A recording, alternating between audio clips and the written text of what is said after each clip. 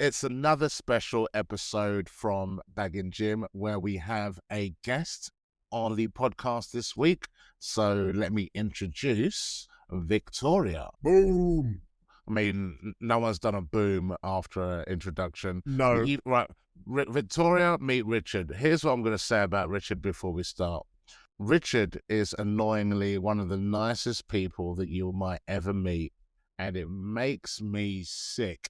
I've been trying to get him to swear for about 20 years, and he just won't do it. Well, I am a swearer, so that might be an issue. So tell me about how you guys met. What's the story So here? we met, I went to the Caribbean last year. It's actually a year ago since I saw you, Emmanuel. Did you know that? It is, yeah. I flew to the Caribbean, a solo trip, and my intention for my holiday was I'm going to have 2 weeks away from chaos, away from having to communicate with human beings, and I was just going to have 2 weeks by myself, get up early every morning, do my yoga practice, just chill, just absorb the Caribbean life. So anyway, off I went, and that's what I did. And then on the first day of my holiday, I went to the gym, got a proper training session out. And that night I thought, right, I'm going to go and have a rum. I'm in the Caribbean, went to the bar by myself. And I was actually talking to, I don't know if you can remember him, Emmanuel, that guy called Chris, who was like he was another Rich. He was so lovely. So I'm sat having my drink, and a big group of people walked past, and I just heard Emmanuel's booming voice go, "She's there." So they all came over to me. He asked me if I was the singer. So in the printed materials that you get on the ship, there was a little picture of the girl that was the singer, and she got red hair, and it was a little bit blurry. And in your defense, Emmanuel, I can see why you would think it was me. All we saw was red hair, and I thought there's no other way to do this. Hire you her, because I thought it was her. Turns out it wasn't. So I was like, if I sing for you, you are going to be absolutely thoroughly disappointed. And then we ended up just spending loads of time together. There was me, there was you, there was Alexis, and just had an amazing 2 weeks in the Caribbean. So that was how we just met really randomly, didn't we? It was a very, very cool 2 weeks. And we had a lot of conversations about training, and that's the thing. That's why I wanted to get Victoria on the podcast today, because I learned so much about so many things that I didn't know. Because do you know when you see someone in the gym and you see their form and you go, that person trains? Yeah. I could see. I was like, yeah, there's more. This is more than just yoga. Like you've done, because you've had a real. Do you know what? I'll do it this way. Your Instagram, rebirth with Victoria. Let's talk about what that means. So that for me, so Rebirth is obviously my brand. And for a lot of women, it's actually about not just becoming like a different version of yourself or evolving into a different version of yourself. It's actually unlearning the parts of yourself that you're already carrying with you. So sometimes it's actually about letting parts of yourself go, not just necessarily stepping into like a new version of yourself. And I think this year for me has been the absolute epitome of what my brand means. So I'll sort of start from the back and reverse engineer it. So I had an explant, a breast explant in July. So I had my breast implants in for 8 years.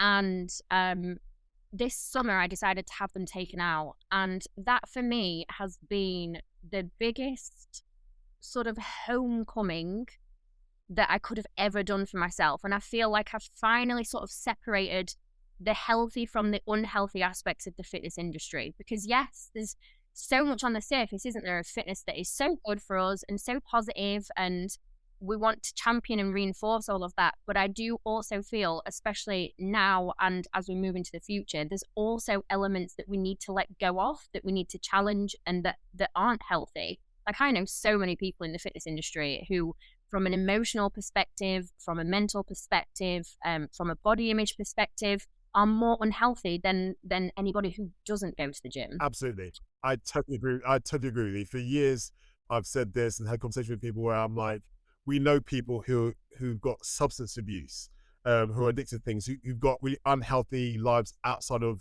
the social media portal that they post in. And we're like, that's not the true them. I know you're fighting demons.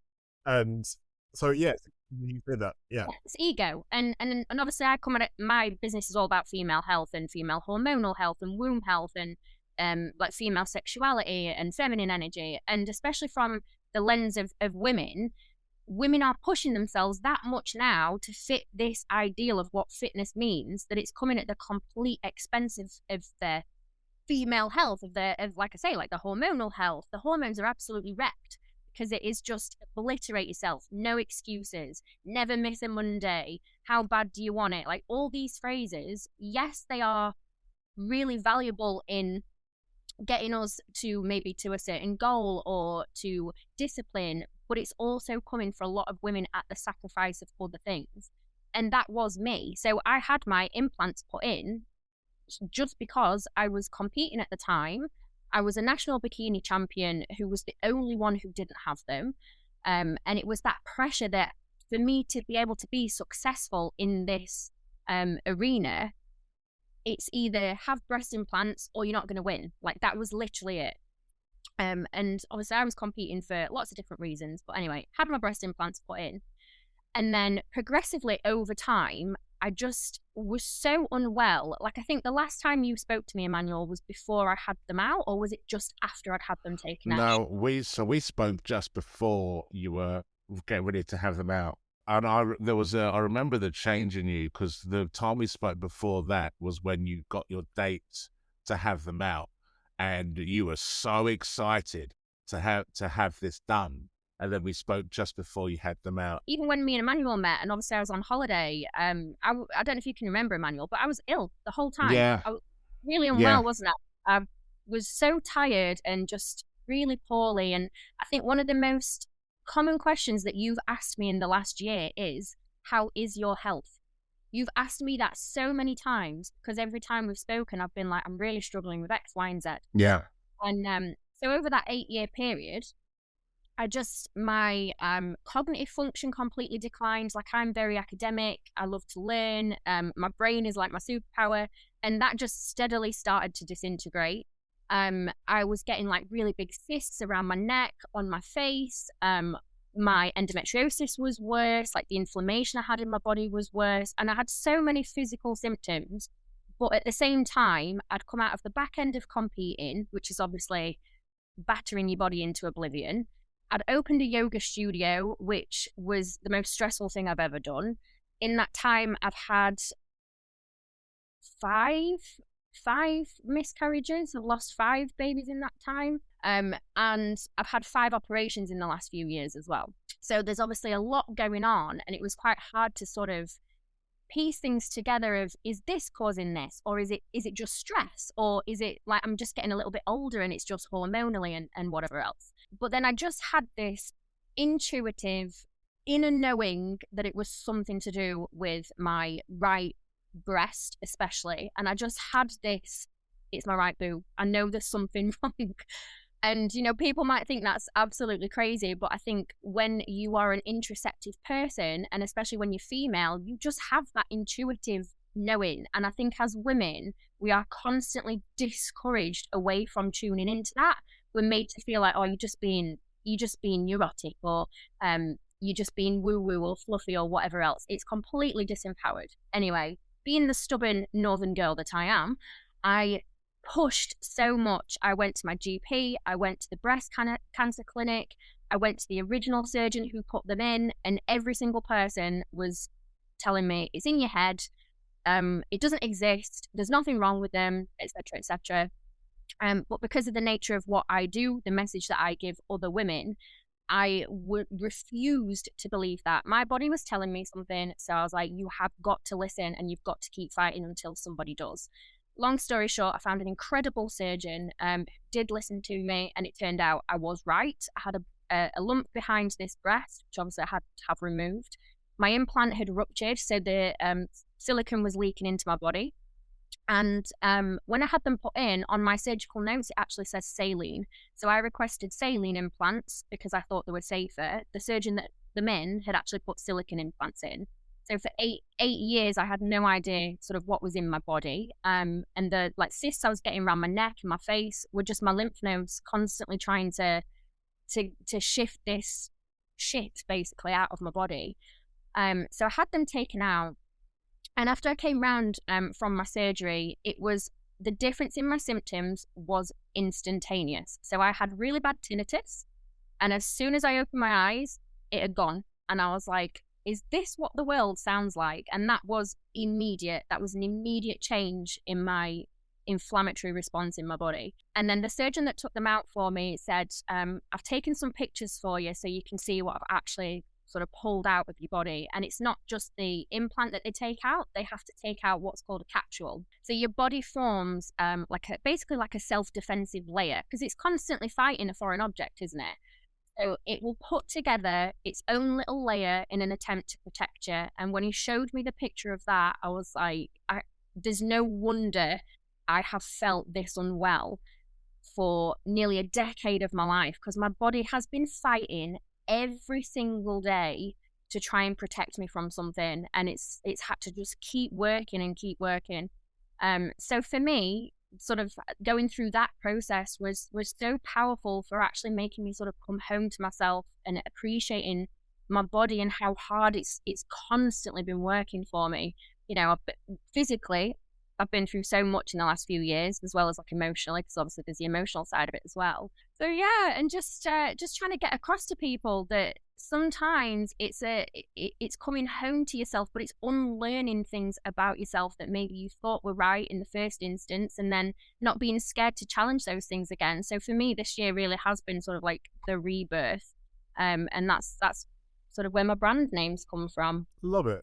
I mean, what resonates with me, if you're in tune with your body and you feel like something's not right, chase it and don't give up on it, because if over a period of time you've got this gut feeling, you've got to go with it, don't you? I'm such a big advocate of go with your instinct, go with your gut. It's your second brain. And sometimes emotions, situations, you'll go, actually, maybe it's because I'm stressed at work that I'm reacting on this. Maybe it's because I'm stressed in my relationship, I'm going to ignore that. Maybe it's because of this. And you go, actually, for you, you had that, your body was giving you signals, wasn't it? And you listened to it and you were like, actually, no. And the fact that you were like, it's my right breast, that's very specific. That is one of the things I say the most in my business, believe your body. Because again, I mean, obviously I can't talk about this from a male perspective, but from a female perspective especially, we are constantly made to feel like it's all in your head.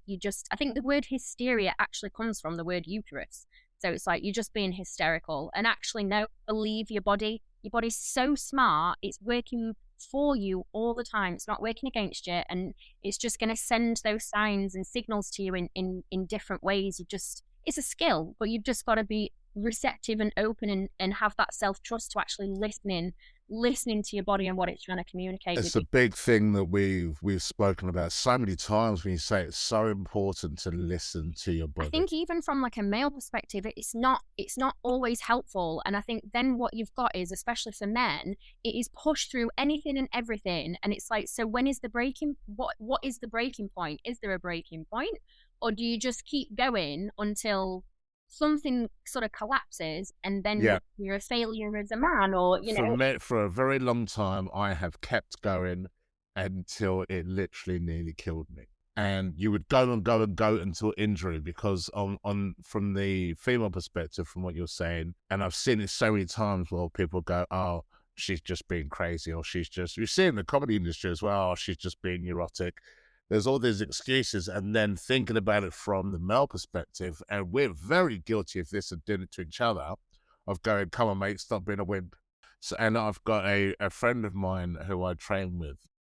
We've got much better at this, because before it was, and I remember the day that we were training when I felt something in my heart, and I kept going because I didn't want to lose. Whereas now, there's times we're in the gym, and if like we watch each other, so he'll see my shoulder might not be, it just feels like it's twinged a little bit, and he'll say to me, dude, stop. Like, we need to stop. Let's call it a day now and go home. It takes a lot, and it's also because whereas I'm like the opposite, where over the years, because I've been training most of my life, and I've had training partners that have come and gone. 90% of my time I train on my own. I come from a different perspective, but at the same time, I like to be around people. So I'm a social animal, but I want to be in my own space and be able to go at my own pace. Like, yeah, I think for me, because obviously I do yoga as well. So yoga is a huge part of my life, and yoga taught me that. So before I got into yoga, I was a wellness athlete. I was that person. And it wasn't until I got into yoga where it was like, oh, okay, this is where the slowness, that sort of more feminine energy comes in. The narrative, like on socials, is just push yourself until you can't push yourself anymore. There's not really anybody who's sort of articulating that, no, we need both. And especially like from a female perspective that I notice anyway, it's not accommodating to your hormonal cycle. It's not accommodating to your life cycle or all these other things. It's just this message of just push until you can't push yourself anymore. But I think for me, especially with my explant surgery this year, it was an easy decision. Like you said, Emmanuel, when you spoke to me, I was excited. Like as soon as I'd made that decision, it was the easiest decision in the world. But there was things that sort of led up to that. It's not the worst thing that I've been through. It's not the hardest thing that I've been through. And I think when you're questioning like your own mortality or just life in general, those decisions become really, really easy. So I think for anybody who sort of listens to that and breast implants, firstly, there's no judgment. Like we all make decisions that we want to make. I think it depends on the circumstances of how easy that decision is to make. Because I'm trying to think when it would have been 2023. So I was pregnant in 2023 and I was 16 weeks pregnant, and the same thing, just like what we're talking about now. I just had that feeling. I can't tell you why, but I just had a feeling something's wrong here. Something's really wrong. It was just sort of like a shift. Anyway, long story short, the baby had died and I was 16 weeks pregnant at the time. So obviously I'm tiny in just every capacity, such a tiny person. So for me to be 16 weeks pregnant, it was significant. So that had happened. And at the time, it was when we'd got the ambulance strikes on. I don't know if you can remember that. It feels like a long time ago now. So we'd got that, but then the hospital had already also made a mistake, like an admin mistake. So I actually couldn't get in it's called a vacuum aspiration. So obviously when you've had a miscarriage, or they do this if you're having like an abortion as well, it's called a vacuum aspiration. And they'd messed up the dates of when they could get me in the hospital. So then I had to wait for 3 weeks. I had to literally live my life for 3 weeks whilst I was also still at the same time carrying a 16-week-old baby. So that 3 week period of my life was horrendous. There's no way of sugarcoating it. It was just traumatic. It was just awful. And I think when you have experienced something like that, like that's the hardest thing I've ever been through. And then earlier this year we lost a school friend, same age as me, so he's only 36.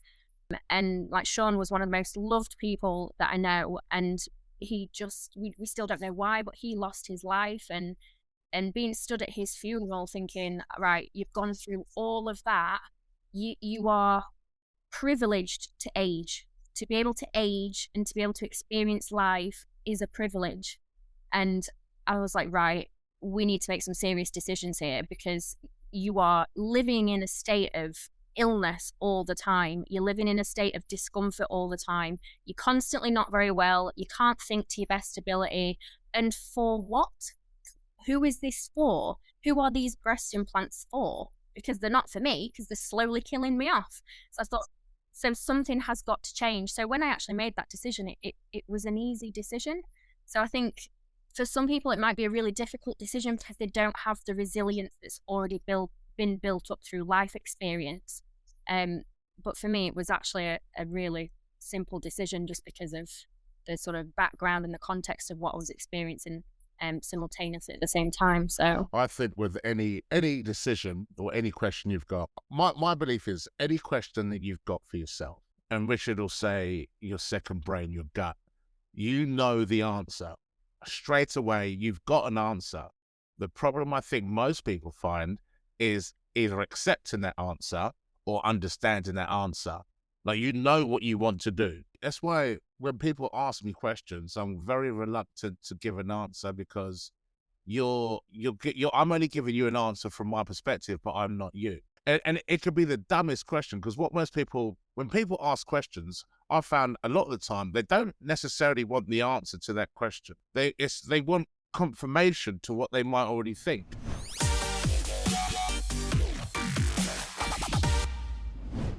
On a serious note, though, because everything else has been jokes.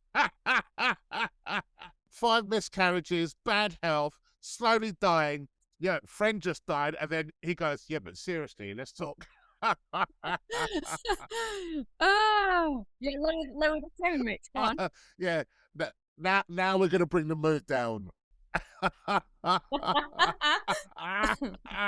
Sorry. Well, no, but what I was going to say is, what the common thread through all this though is so much of what we do is for other people.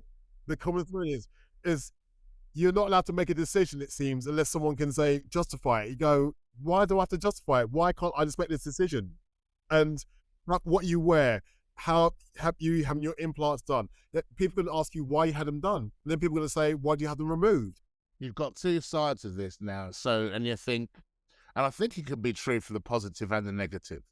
Most things we do are for other people, and that can be a positive or it could be a negative, because you can do things for other people, and it can be a good thing, but it can be the reverse. I think it's deciding which one of those it is you're doing it for. Is it so? You think social media, the amount of people that will kill themselves for likes, and not forget fitness industry, the amount of dumb shit I've seen people do on social because it gets likes. I saw this dude just sat there with a jar of peanut butter, rubbing it all over his face, talking.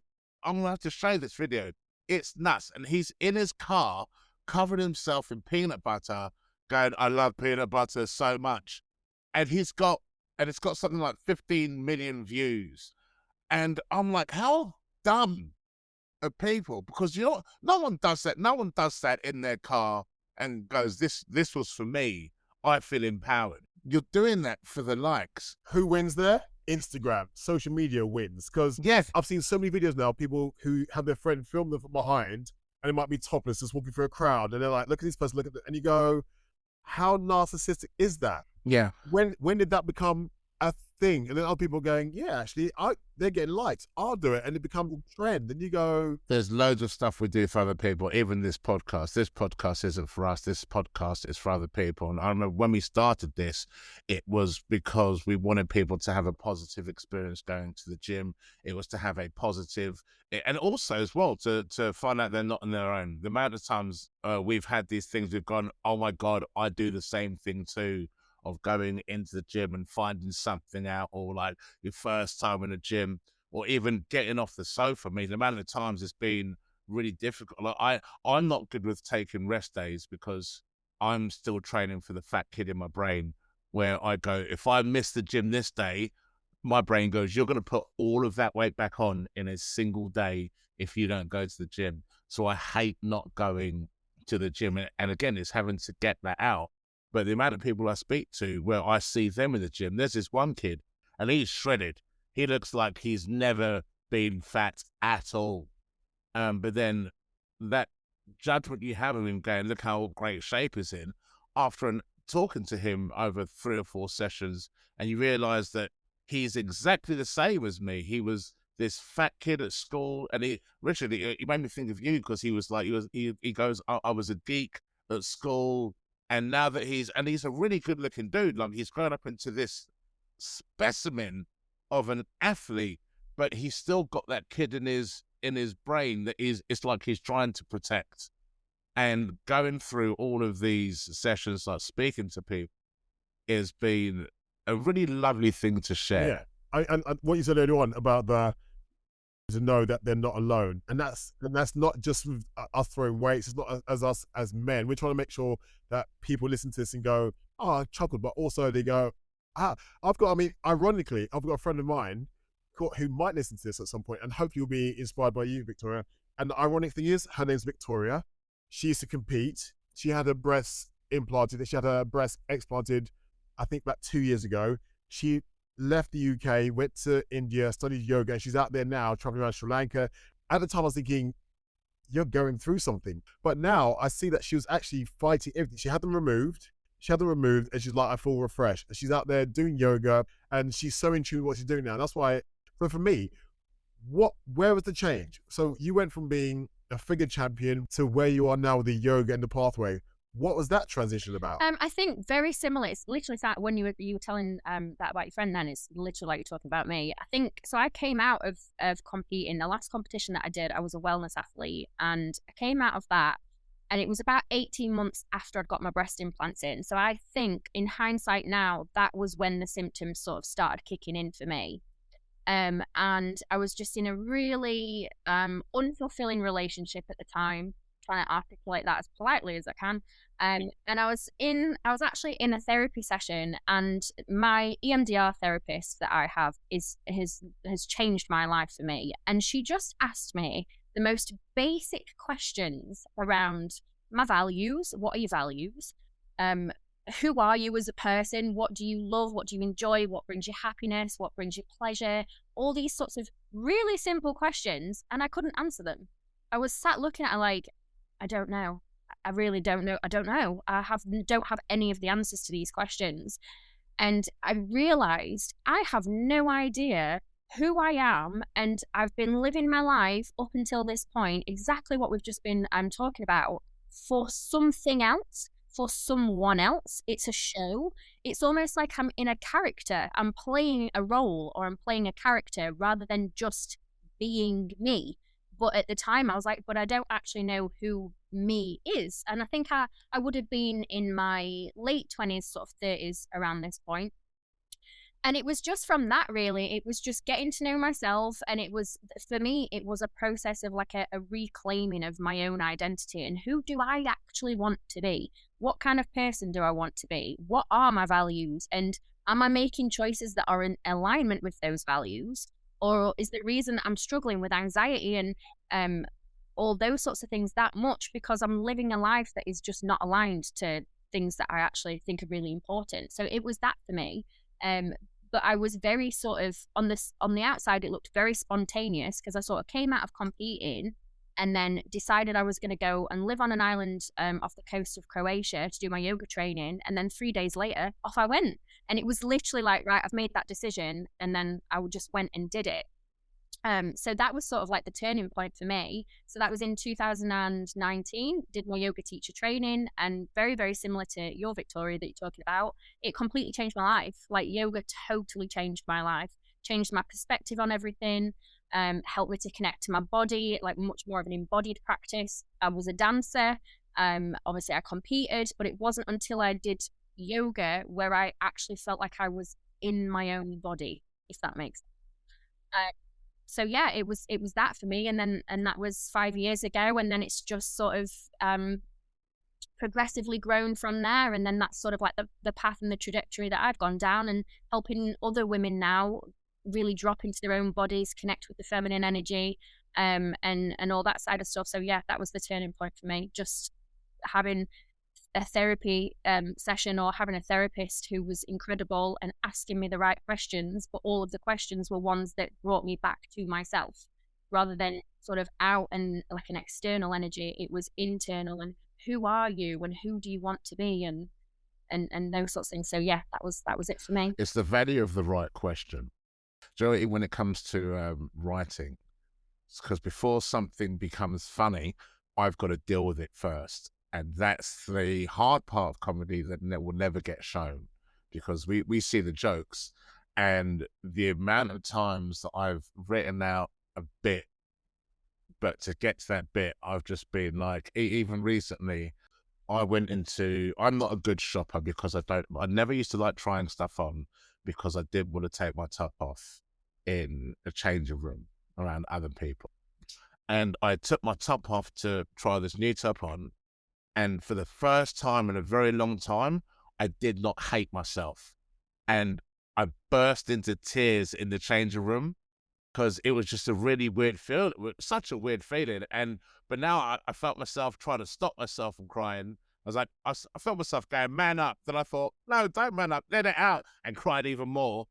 And the whole thing of going through this, and then I suddenly had this vision of the person outside the changing room who gives you the tax, who's got no context, and just saw me walk into a changing room and just could hear me crying my eyes out. And I've literally walked out with a shirt, still crying. I was like, it doesn't fit, but that's okay. I tell you what I did yesterday that didn't feel good, and I got humbled in the gym yesterday. So I'm now ready to start phase 2 of this life transformation, I'm calling it. It's not just the body. I'm trying to get everything in order. So I'm starting in the new year. I start a new program, weights wise and food wise. But also I want to learn a new skill that I can't do. So right now I've started learning pull-ups, and that's happening. My next one is a clean and snatch. I want to do a clean and snatch because I'm seeing 15-year-olds on Instagram. Like there's this one girl, 63 kilos. She's 13 and did a clean and snatch on 110 kilos. So I'm going to start doing that. So the first step was learning how to do an overhead squat, snatch grip. I got humbled yesterday. I could squat 5 plates, but the form of an overhead snatch squat, I got a very impressive 30 kilos yesterday. 5 reps on 30 kilos. And if you could hear the noises I was making in the gym, it sounded like I was doing that 5-plate squat. It humbled me. I found new muscles in my back I didn't know were there. Well, I was going to say, and this is the thing that people don't understand enough. I'm strong, so therefore I'm strong everywhere. It's like, no, you're strong in what you're doing. That's it. Yeah. You do that. The mobility you need to have in your shoulder joint. Yeah. There's so many other things that you need to have that people don't work towards, and they go, I can't do that. It's humble. It's a great exercise. Is because I can feel this is why so Richard and I are going to yoga in the new year, and we're gonna try different exercises. Yeah, I've done yoga in the past, but I haven't done it for a long time. That will humble you as well. But yeah, get yourselves to yoga. I'm excited to hear the report back from that. If you think back to all the conversations we've had, we've all thrown back. We've all thrown back a long time to like the fundamentals where we all started when we were younger. We had overweight, the dancer's body, the geeky. We've all got something that throw way back, lay the foundation for what you do going forwards. And some people will play that out in negative ways. You know those people at school who peaked early? Do you know those people? The people who are like, oh my goodness, they've got it sus at like 16 to 18, 20, going to bars, clubs, people got the confidence. And you go, how many of them are in that same place now? Not that many, because if it came too early, came too easy too early, they didn't appreciate it. Whereas some people have to earn it later on, they appreciate it more. I appreciate my body because it's kept me going for years. It's helped me with my career. But when it broke down, when I slipped 2 discs and I couldn't walk, and I had to have my partner come home to walk me to the toilet, for me to pee in the jar because I couldn't walk, that's humbling. So when you come back from that, you go, I'm not going down that road again. I know what I was doing, and I wasn't resting, I wasn't taking care of myself for me to slip 2 discs. I'm going to change how I'm training or how I approach things and make it better going forward. But I appreciate going to the gym because I can. I stopped thinking in success and failure and started thinking more of milestones. Going, I'm going to try and do this. And however long it takes to do this is fine, but I'm going to keep working towards it. And as long as I keep moving forward, I'm always moving. And I think looking at what you're doing, something I sort of say to myself is, what am I doing today that's going to make me feel better tomorrow? So yeah, being more accountable for the decisions that I'm making in the moment that maybe I don't sort of experience the payoff or the cost at the time, but what decisions am I making today that is going to make tomorrow so much better for me? And that is around obviously like our nutrition and movement and sunlight and all the basic stuff. But yeah, I think that's really important as well. Also the people outside of your nutrition. I mean, alongside that, your nutrition and taking care of yourself, it's the circles, it's your relationships you're in. Because so many relationships aren't conducive to helping you become the best version of yourself. The people go, yeah, but I've invested so much time in this now, I better stay, or I'm not happy, I'm just gonna stick because it might get better. You go, actually, you have no idea how much time you have left. So even though it might be painful, change your circle to make sure your circle is benefiting you and serves you, and vice versa, and you can serve your circle wherever it may be. And make some changes to it as time goes on. We all have those negative Nillys in our lives who want to go.